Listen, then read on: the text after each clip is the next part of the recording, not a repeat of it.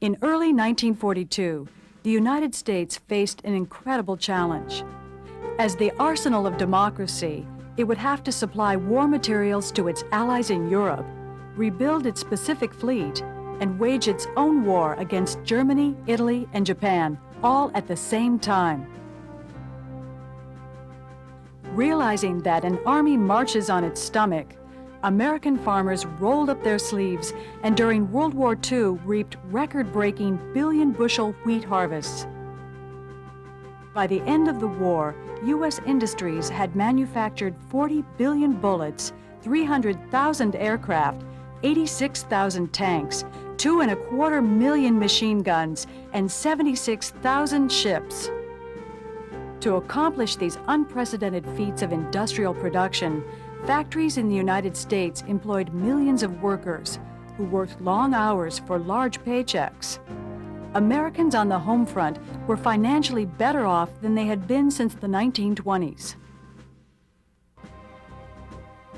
Millions of job seekers headed for the centers of transportation and industry.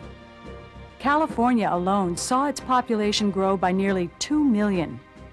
Boom towns like Los Angeles, Seattle, Baton Rouge, and Detroit attracted hundreds of thousands of would-be workers.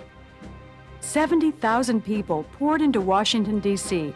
in the first year after Pearl Harbor to administer new agencies created. During World War II, big government became a permanent fixture of American life. No group was more affected by the war than Southern blacks. 750,000 left their farms for jobs in southern cities. Renewing the great outward migration of World War I, 1.5 million left their homes to seek employment in the war plants of the West and North. The war also revitalized African Americans' struggle for racial equality. African Americans would make significant economic gains during the war, moving up the occupational ladder into skilled jobs previously reserved for whites only. But their advances did not take place without conflict. The movement of minorities into the nation's cities increased long-standing racial tensions. In 1943 alone, 250 racial conflicts exploded in 47 different cities.